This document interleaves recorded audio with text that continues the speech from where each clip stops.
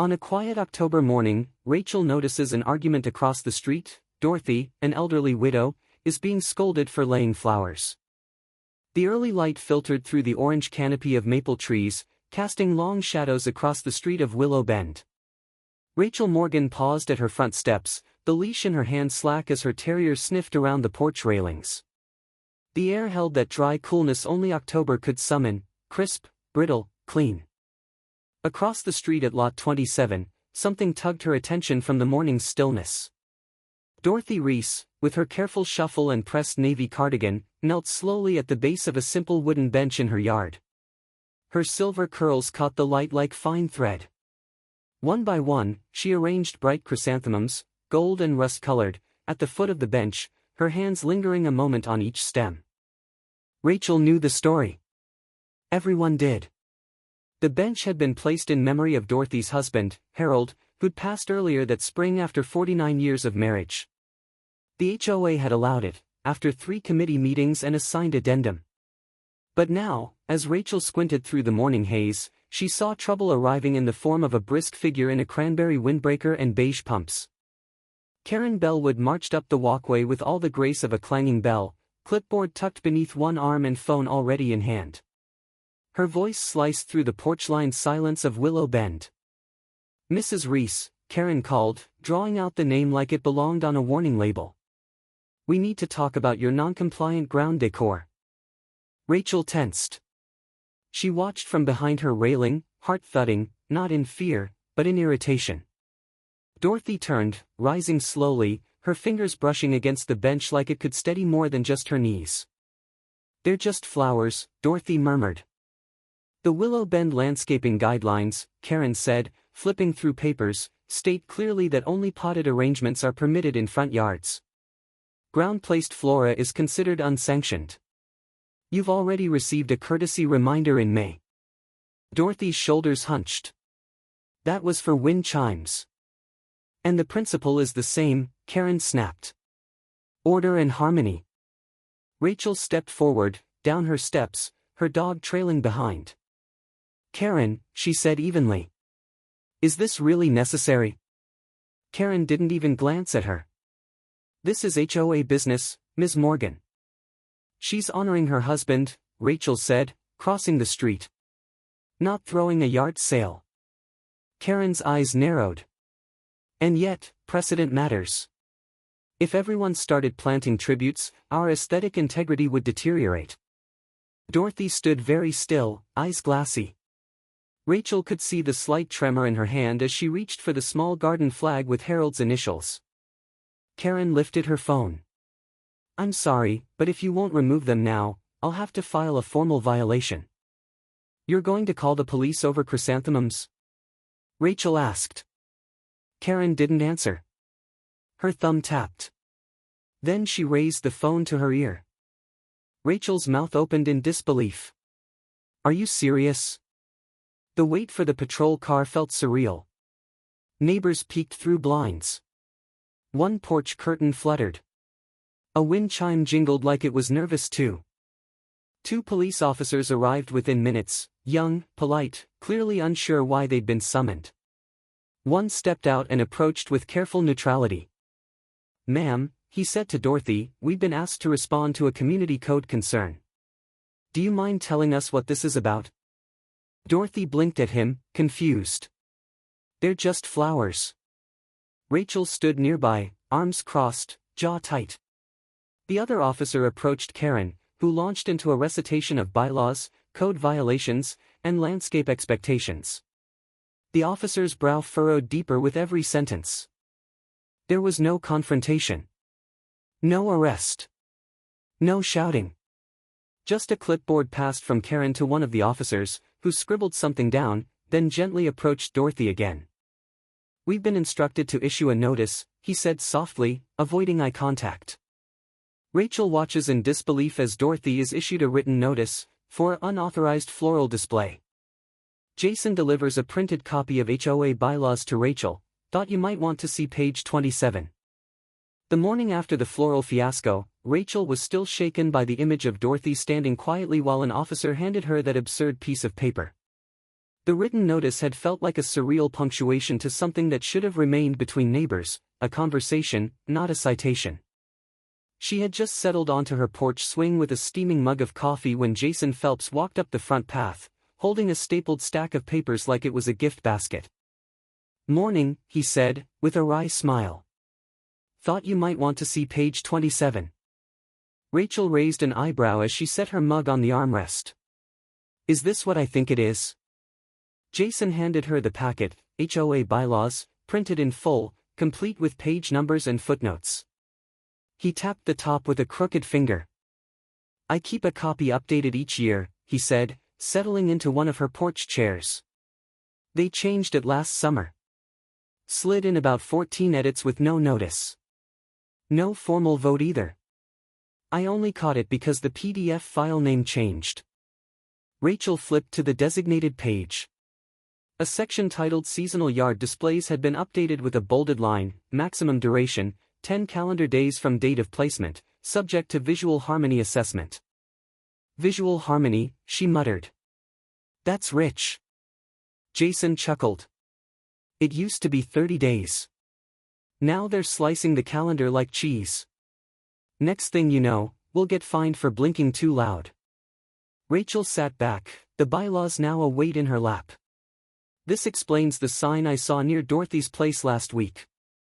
"You mean the laminated violation notice taped to her mailbox?" Jason nodded. "It's not just her. Last week Whitmore got a warning for leaving his pumpkins out past Halloween." Rachel looked up. "Whitmore? He lives 2 doors down. He's 78 and bakes for the whole street." Jason's expression turned thoughtful. "Which is why they post the names publicly. Makes people embarrassed enough to comply." Later that morning, needing some air and perhaps a bit of normalcy, Rachel headed to Mabel's diner. The bell above the door jingled as she stepped into the familiar scent of cinnamon, old coffee, and linoleum wax. Booths lined the walls like dependable friends, and at the back, 2 older women were deep in conversation over steaming mugs. "They fined me $30 for a mismatched wind sock," one said, her tone a blend of disbelief and defeat. "Said it clashed with the street color palette." The other woman, knitting needles clicking, shook her head. "And I got cited for having too many birds at my feeder. Apparently, I'm violating wildlife modulation parameters. Whatever that means." Rachel sipped her tea slowly, absorbing every word without intruding. It wasn't just Dorothy, or Whitmore. The rules weren't guidelines, they were weapons. And more importantly, no one seemed to understand where they came from or who exactly was enforcing them. After lunch, she took a detour near the post office where the HOA Community Board stood, a cork-paneled monument to small-town micromanagement. Flyers peppered the surface, reminders about mailbox paint, pet leash lengths, and the latest decree in bold type, autumn decor limit, 10 days max. Underneath, a separate sheet bore the HOA's logo in its upper right corner. In the center, a list of violation warnings. Rachel scanned the names. And there it was. Reese, Dorothy, unauthorized display, floral. Her stomach twisted. The display wasn't even at the curb. It had been tucked beside a bench, beneath a tree Harold had planted when they moved in decades ago. Rachel felt something settle in her chest, not outrage exactly, but something colder. A steady burn that said, "This isn't right." As she reached to take one of the free bylaw brochures stacked beneath the board, she caught her reflection in the glass. Her own face looked tired. Resolute. That evening, back on her porch, she unfolded the full packet Jason had given her. The bylaws weren't thick, just convoluted. Vague phrases tucked between mundane regulations. And with each paragraph, a pattern began to emerge, elasticity of meaning, ambiguity disguised as policy. Rachel decides to look closer, she opens the bylaws and starts reading with a pen in hand. "I've lived here for 43 years, Dorothy says softly. And never once had a problem till now." Rachel didn't respond right away. She only reached forward and cupped the older woman's hand, letting the weight of those words settle between them. The teacup sat untouched on the wicker table beside them, catching the light from a slowly dipping sun. Dorothy's garden rustled gently in the October breeze, rosebushes trembling, as if sharing her quiet defiance. They were sitting together under the wooden trellis Harold had built, years before arthritis slowed his hands. Rachel hadn't known Dorothy long, just a few neighborly exchanges and polite nods at the mailbox. But after the incident with the flowers, something shifted. She saw Dorothy now not just as a neighbor, but as someone carrying a history that deserved space. "It's under that one," Dorothy said, nodding toward the central rosebush. "Harold. That's where I buried his ashes. He always loved the garden." Rachel blinked. The same bush Karen had pointed at during her tirade. The one labeled as non-compliant landscaping. "I didn't tell anyone," Dorothy added quietly. "Not even the kids. It was just ours." There was a silence then. Not uncomfortable, more reverent. Rachel looked down at the bylaw printouts in her lap, Jason's highlighter marks still faintly glowing in the fading light. The rules didn't speak to loss. They didn't understand what it meant to tend a rose for someone no longer here. That night, Rachel sat at her kitchen table, flipping through both the HOA handbook and state housing statutes. She opened her laptop, fingers gliding through property codes and civic ordinances. It took an hour to find, buried beneath zoning subsections and preservation footnotes, a clause on landmark commemorations. It read, "Personal memorials on private property may qualify for historical or emotional landmark status if documented and preserved by the original homeowner, with evidence of significance." Rachel leaned back in her chair. It was a start. Maybe not ironclad, but something. The next morning, she brought a photocopy to Dorothy. "I think we can make a case," she said. "If you're willing." Dorothy hesitated, her eyes flickering down to the paper. "Do you think anyone would care?" "I think you care. That's reason enough." They filled out the forms together, photographs, handwritten notes, even a faded receipt from the nursery where Harold had bought that rosebush in '92. Rachel scanned and uploaded everything. They didn't rush. They documented. Dorothy's cursive was careful, deliberate. It felt less like a protest, and more like a declaration of memory. News traveled fast in Willow Bend. By the following week, flyers had been updated. A new set of letters fluttered into mailboxes, formal notices from the HOA citing holiday flag inconsistencies and inappropriate porch lighting. It wasn't hard to trace them back to Karen. Her signature was sharp and unmistakable. A message dressed as policy. The HOA meeting was held in the old church annex, where potlucks usually happened and dusty bingo sets lived behind folding tables. That night, the room hummed with tension.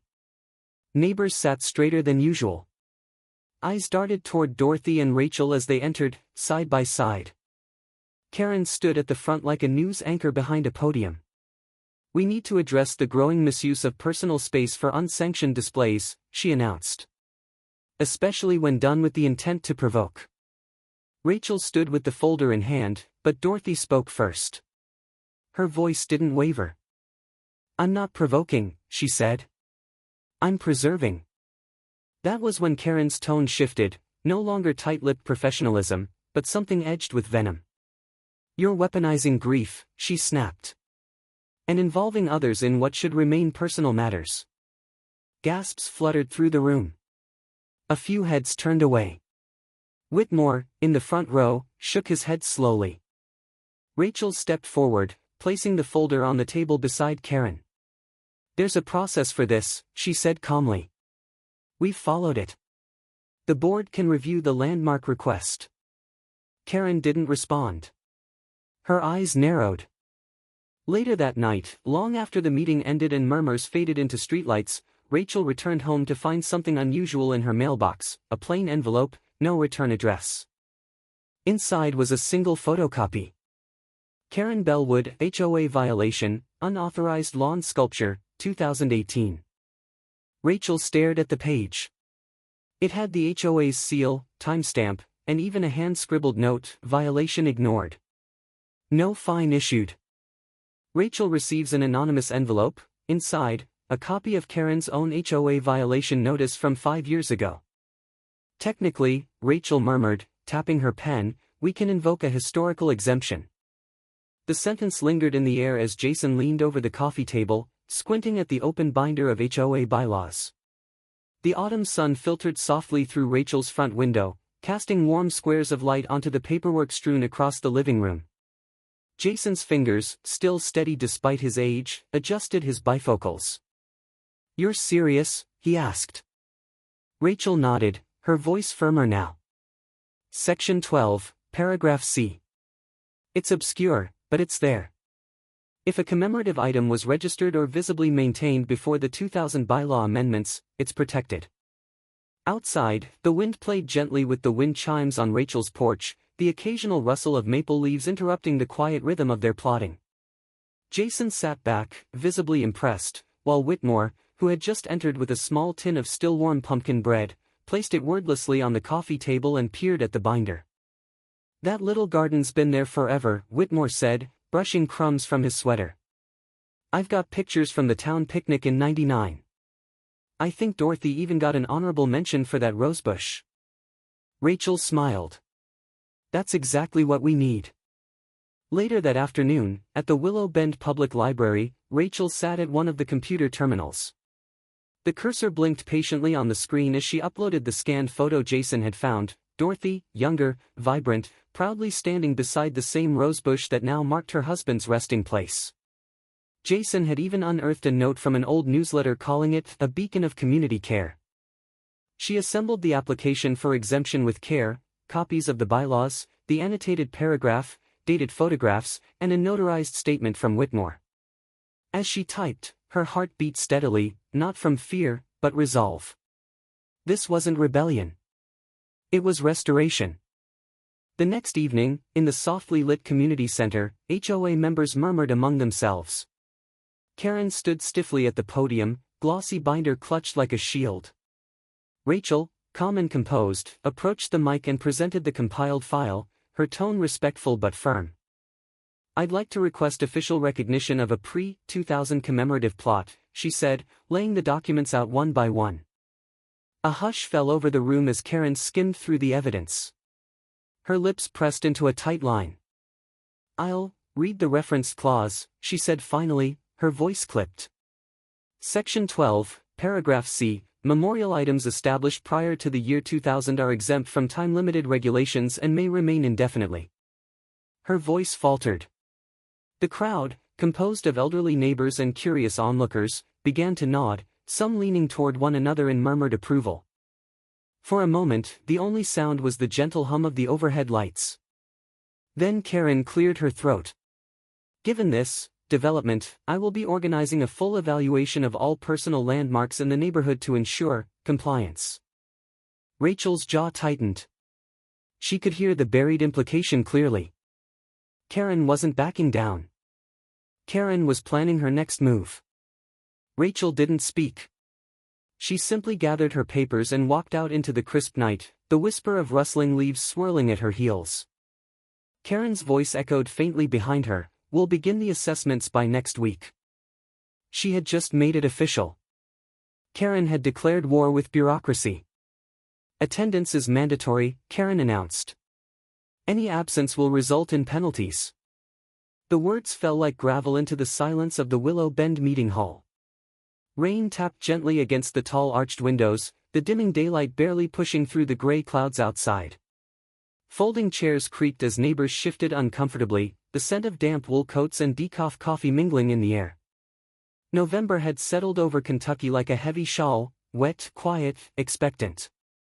Karen stood rigid at the front, her red umbrella still dripping into a puddle by the podium. Her pearls sat too tightly around her neck, and her smile held no warmth. Rachel, seated near the back with Jason, opened her small recording device and clicked it on beneath her cardigan sleeve.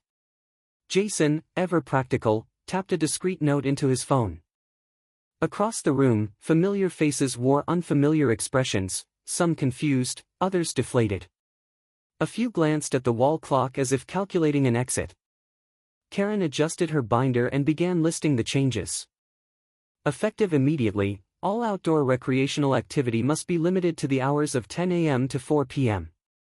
No decorative lighting permitted before December 1st. Violation fines will double. She paused, waiting for a challenge. None came. Yet. Rachel leaned slightly toward Jason. No vote, she whispered. He shook his head. No notice. No process. Rachel raised her hand.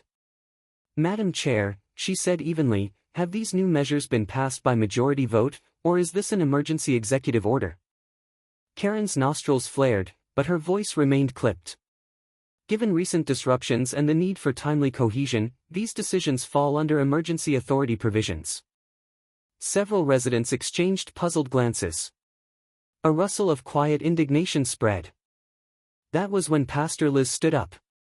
Usually quiet, dressed in charcoal gray slacks and a soft pink scarf, she was the kind of presence that soothed more than startled. But tonight, her voice carried. With respect, she said, stepping into the aisle, are we citizens of a free neighborhood, or schoolchildren under threat of detention? The room held its breath. Someone chuckled, soft, but contagious. Then, a clap. Another. Within moments, half the room was applauding, not boisterously, but with that unmistakable rhythm of shared fatigue finally given voice. Karen's lips thinned to a line of pure tension. Her fingers tightened around the edge of the podium. This is not a popularity contest, she hissed. These rules are for order. They sound more like control, someone muttered from the side. Karen's eyes scanned the room, seeking allies. But even her usual defenders looked down. Then she did something no one expected. She snapped the binder shut, turned on her heel, and left, her heels striking the floor with sharp finality, the doors swinging behind her as the rain outside resumed its steady percussion. No one moved for several seconds. Then Whitmore coughed awkwardly. Well. Guess refreshments are open now. Laughter trickled through the room like the first crack of sunlight after a storm. Back at Rachel's place later that evening, the warmth of pumpkin bread from the cafe and 2 steaming mugs of cider filled the room. Outside, leaves piled in slow spirals across the sidewalk. Jason handed Rachel a thick envelope, already opened. It came in the mail this morning. County records. She flipped through the contents, title transfers, address filings, ownership status. Then she stopped, her fingers tightening. The document was clear. As of August 14, Karen Bellwood no longer owned property within Willow Bend. She hadn't even been a resident for 3 months. Jason tapped the header. Which means, he said softly, she's not legally authorized to serve on the HOA. Rachel stared at the paper, heart pounding with the clarity of what it meant. How do you enforce rules, Jason said softly, in a place you don't legally live in? Rachel didn't answer. The envelope lay open between them on the kitchen table, a thin strip of fluorescent light illuminating its contents. Rain tapped steadily on the window pane, muffled and rhythmic, like a second heartbeat in the silence. She reached for her mug, now cold. We have enough, she said finally. At dawn the next morning, Rachel walked the 3 blocks to Willow Bend's municipal annex building, her boots leaving quiet splashes in shallow puddles. The air smelled of wet leaves and sidewalk chalk. Jason was already there, waiting on the bench near the entrance, clutching a slim black folder. The clerk behind the counter accepted the documents with a nod. Rachel had written the letter herself, plain, respectful, factual. A request to verify eligibility for HOA board membership, citing the transfer of property ownership and recent absence from the neighborhood. They didn't need drama. They just needed the truth. By midweek, a notice appeared on the town board, public session, review of Willow Bend HOA leadership, Thursday, 6 p.m., Community Room B. Rachel spent that day in the library, reading and rereading the local bylaws. Jason poured through the town charter. Pastor Liz stopped by briefly, leaving behind a peach cobbler and her quiet blessing, "You're doing the right thing." When Thursday came, it felt like the whole neighborhood had arrived early. Elderly couples filed in with umbrellas and wool shawls, their hands wrapped around thermoses and Tupperware. Someone set a basket of muffins near the door. Whitmore brought a tray of cider cups. The small space buzzed with polite murmurs until the mayor's assistant called the meeting to order. Rachel stood when called, her voice steady as she walked the room through the dates: Karen's sale of her home, the registration of a new owner, her subsequent claim of partial rental retention. Karen, seated stiffly at the far end, raised her hand. "I still occupy the residence periodically," she said. "The HOA charter does not define residency by postal address alone." Jason rose next. "But the county does. And the state. Your driver's license, utility records, and tax documents list your new address in Fairfield." A ripple of breath moved across the room. Pastor Liz stood slowly. "When authority forgets its own roots, it's time for it to be pruned." Karen's jaw clenched. "That's not relevant."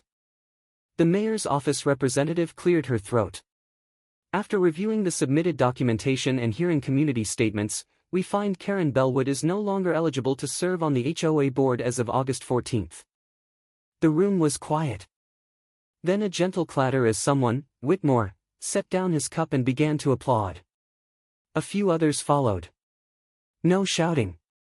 No celebration. Just a quiet, grateful rhythm. Karen stood abruptly. Her hand reached into her bag and pulled out the letter she'd been handed, formal, stamped, final. She looked at it, then at Rachel. And she dropped it to the floor. "You think this is over?" she said, voice low but sharp. "You have no idea who you're dealing with." Just before Thanksgiving, the town wakes up to a bright orange notice on Dorothy's lawn: final eviction warning. It was the kind of morning where breath hung in the air like fog, and footsteps crunched faintly on frost-kissed leaves. The lawns of Willow Bend shimmered with a silver sheen, while paper turkeys and homemade garlands waved gently from porch rails. Rachel stood frozen at the sidewalk, eyes locked on the bold red letters. Dorothy wasn't outside, her curtains were still drawn, but the entire block had noticed the flapping plastic affixed to the tiny picket gate. By noon, whispers traveled faster than mail trucks. Jason had already scanned the document and emailed it to Rachel. "It's not from the HOA," he said, voice clipped. "Some property management outfit out of Lexington. But the signature, see that? Karen Bellwood. She filed it as a temporary community trustee. That's not even a real role." Rachel didn't speak. She'd seen enough, too much, to underestimate Karen's ability to twist paper into weapons. She made a call. Lawyer Campbell hadn't worn a suit since 2009. But he showed up on Rachel's porch within the hour, hair still wet from the morning's mist, a battered leather briefcase in hand. "This is a sham," he said simply, peering at the eviction notice through his bifocals. "She's not a board member. She doesn't own that land. And she certainly can't use a defunct LLC from 6 years ago to issue threats." Rachel exhaled. "Will you help us stop it?" Campbell nodded once. "Gladly." Plans shifted. The town's annual Thanksgiving potluck was meant for the community hall, but Rachel made a different call. They'd host it at Dorothy's. Word spread. Mabel's Diner sent over trays of biscuits and turkey pot pie. Pastor Liz arrived early with cinnamon apple tea and folding chairs. Jason rigged up string lights between the porch railings, and Whitmore baked a second batch of pumpkin muffins after the first tray vanished. By 4 o'clock, Dorothy's yard was full. Laughter floated with the scent of roasted yams and sage stuffing. Quilts were laid out on the lawn. Old tunes hummed from a battery radio. Dorothy herself stood near the steps, wrapped in a soft scarf, eyes damp but smiling. Karen arrived just after sunset. She stormed down the street like a storm cloud in wool. 2 local officers trailed behind, summoned by her call. "She's trespassing!" Karen shrieked, pointing at the crowd. "They've violated residential codes. This event is unauthorized." The officers exchanged a glance but didn't move. Then came Campbell. From his coat pocket, he pulled a sealed envelope. Calmly, wordlessly, he handed it to Karen.